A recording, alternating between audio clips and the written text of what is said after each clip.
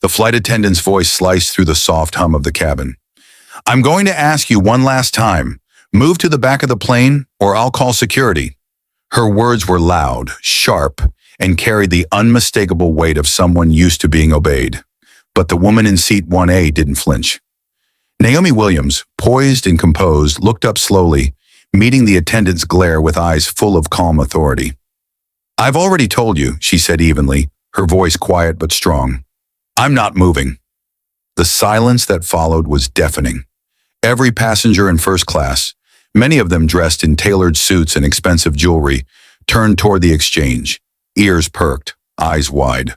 You could feel the judgment, the assumptions, thick in the air.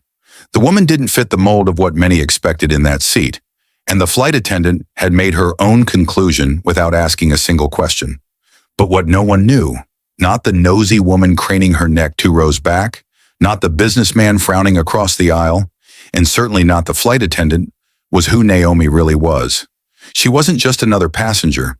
She wasn't here on someone else's dime, and she wasn't going to be bullied, because what came next would turn this quiet standoff into a moment no one on that plane would forget.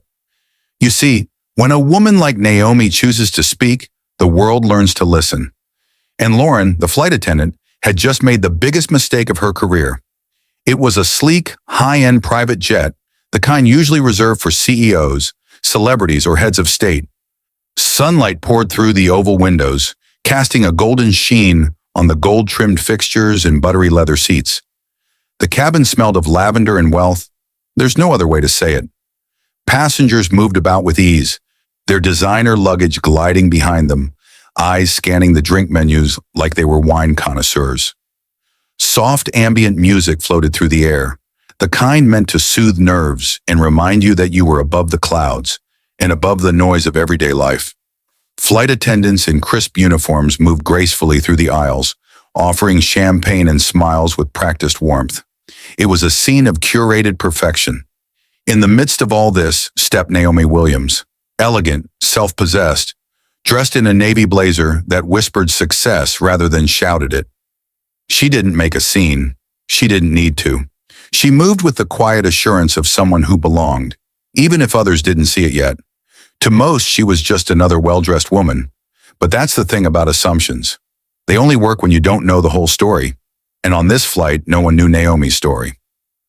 Naomi Williams was in her late 30s, refined yet understated. There was no flash about her, no oversized logos or loud jewelry, just poise, the kind you can't fake. Her eyes scanned the cabin once before she made her way to her seat. She didn't expect a fuss. She preferred to go unnoticed. Behind her sat the Raymonds, a couple in their 60s. They had the air of frequent flyers, familiar, comfortable, and a little aloof. Mrs. Raymond clutched her knitting bag like a security blanket, while Mr. Raymond buried his nose in the day's paper. They were greeted with smiles and warm familiarity by the crew. "Lovely to have you again, Mr. and Mrs. Raymond," Lauren had said, her tone bright and polished. And then there was Lauren, the lead flight attendant. Early 40s, sharp features, sharper tongue. She thrived on control. Her uniform was immaculate, her posture flawless. To her, respect wasn't given, it was filtered, based on behavior, based on looks, based on things no one says out loud but everyone understands. Her demeanor shifted the moment she saw Naomi. The warmth she offered the Raymonds was gone, replaced by a mechanical, "Welcome aboard," devoid of eye contact or intention. The contrast wasn't lost on Naomi. She didn't react, not outwardly, but she noticed. The little things always matter, especially when they pile up, especially when they reveal something deeper than words ever could. And Lauren had already said more than she realized, without saying anything at all. Lauren approached Naomi with clipped steps, her expression controlled but stern. "Excuse me, ma'am," she said, her tone laced with false politeness. "This section is reserved for elite passengers. I believe you're in the wrong seat." Naomi looked up, her voice calm. "This is my seat." Lauren didn't budge. "I don't think so. I'm going to need you to move to the back of the plane." Others began to notice. A socialite in a pearl necklace leaned to get a better look. The businessman across the aisle furrowed his brow. Eyes turned. Judgments whispered. Naomi remained still. You might want to double-check your list before you make assumptions. Lauren scoffed. I don't need to check anything. I know who belongs here and who doesn't. The air grew heavy, the kind of silence that demands attention. Naomi didn't blink. She sat back slightly, her calm unshaken. But Lauren's irritation simmered. She crossed her arms and raised her voice. If you don't move to the back of the plane, she warned, loud enough for all to hear, I will call security. Naomi's head tilted. Her eyes never left Lauren's. Call whoever you need, she said, but I'm not moving. It was quiet defiance wrapped in grace, and it rattled Lauren more than she'd admit. That's when Grace, the junior flight attendant, approached, hesitant and unsure. She opened her mouth to suggest checking the manifest, but Lauren cut her off with a glare. There would be no backing down now. Lauren stormed off, her irritation barely contained. She returned moments later with a tray of drinks, handing them out to the passengers, but deliberately skipping Naomi. Not even a glance. Naomi watched her calmly, her hands folded neatly in her lap. When Naomi finally asked, "Excuse me, could I have a glass of water?" Lauren didn't even pretend to be polite. "I'll get to you when I can," she snapped, brushing past without stopping. It was petty, but it was loud enough to be heard by those paying attention.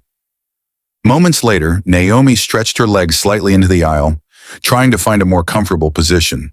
It was barely noticeable until Lauren marched back down the aisle, didn't adjust her path, and deliberately bumped into Naomi's leg. The tray jolted. Glasses tipped. Water spilled across Naomi's slacks. "Oh!" Lauren exclaimed, loud and theatrical. "You need to watch where you're putting your legs. You've made a mess." Gasps came from across the cabin. Naomi looked up, startled but composed. "You walked into me," she said quietly. Lauren sneered. "Don't cause problems where there are none." Naomi straightened her posture.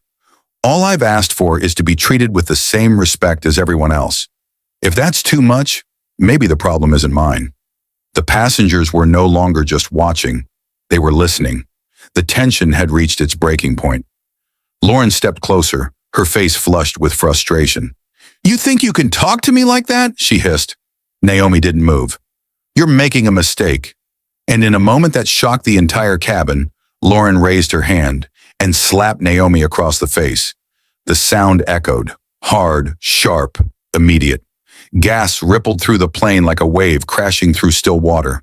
The businessman jumped halfway out of his seat. Grace stood frozen in horror.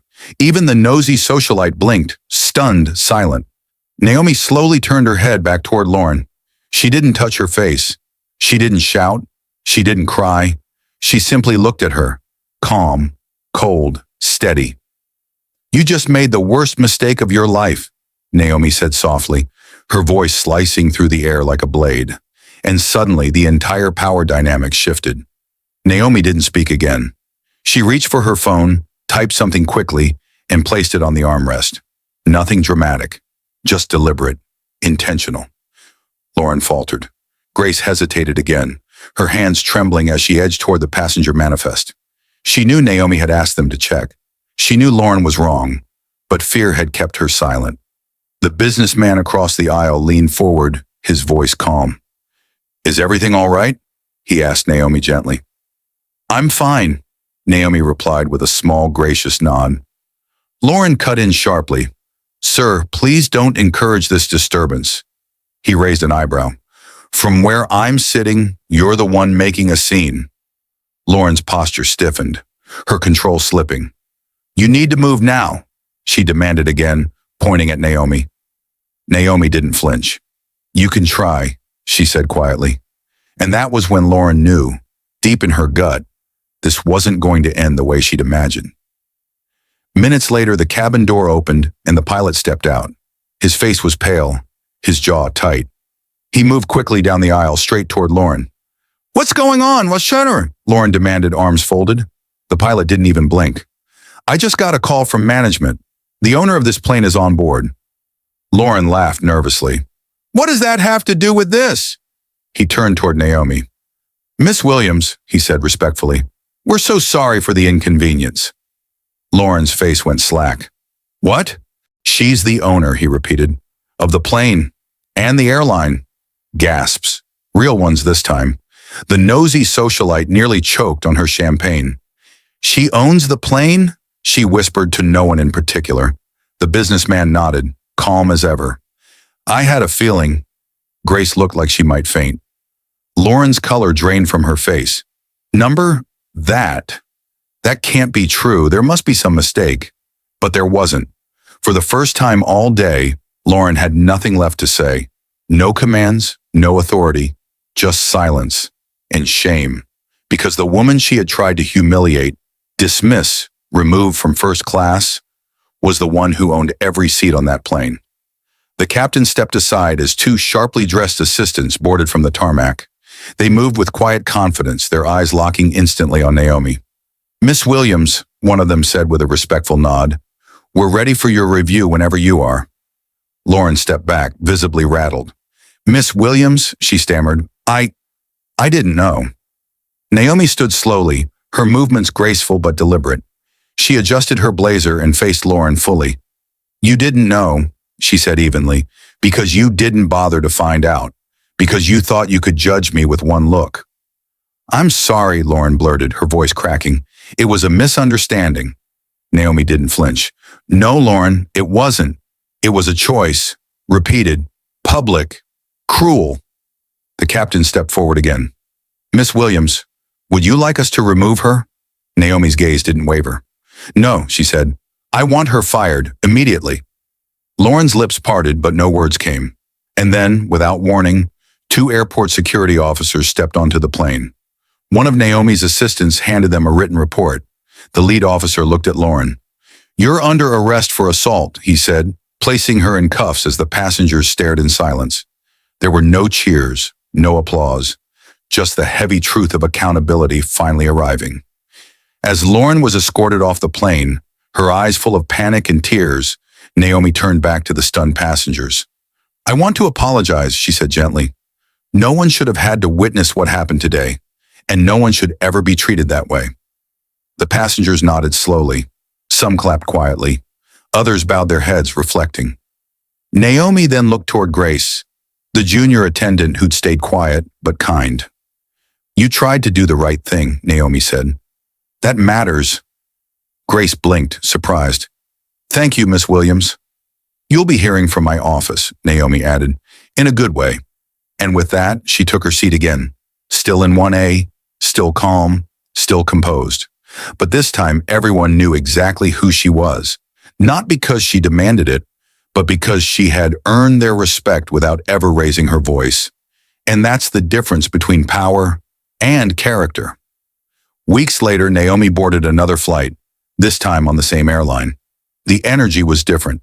The crew greeted her with warmth, not fear, with respect, not assumption. Welcome aboard, Miss Williams, the lead flight attendant said with a genuine smile. Naomi smiled back, taking her seat by the window. Outside, the world blurred by as the jet lifted into the sky. She wasn't thinking about revenge. She was thinking about change, because she knew this wasn't just about her. It was about everyone who's ever been told they didn't belong. And with every flight, every policy, every decision, Naomi was making sure they always would.